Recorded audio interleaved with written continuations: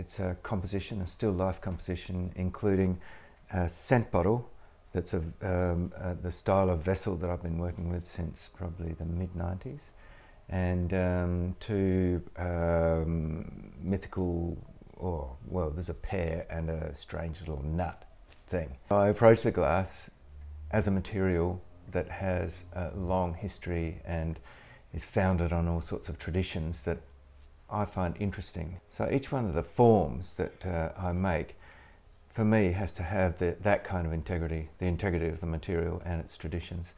And so the pear is a drop shape that is red, obviously, is red as a pear, but particularly when you put a wooden stem on it, then it becomes, the narrative becomes much more obvious. But for me, it's a shape that's a glassy shape. It's a drip, a fluid shape, a drop of glass that is in motion almost. You know, if you gather a piece of glass out of the furnace and then you just drip it off the end of the pipe, it makes that perfect teardrop shape because of the nature of the material. It's really important to me to have the shapes and the forms in my work reflect the material itself and reflect very clearly in my mind the nature of the process.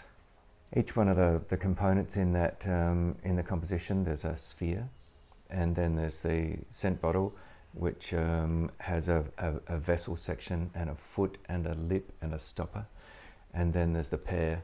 Those three pieces come together with the starting point of the material and the process, and then I'll take those objects that are made in the hot glass studio at the JamFactory and I'll add to them.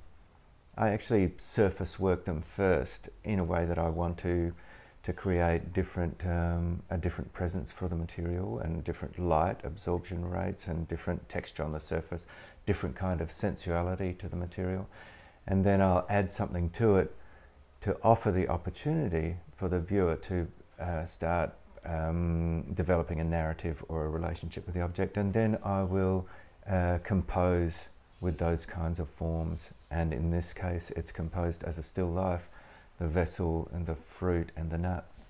I've said quite a few times from time to time that I believe that the best glass that's ever been made has come out of a factory, not out of a small studio in the contemporary style.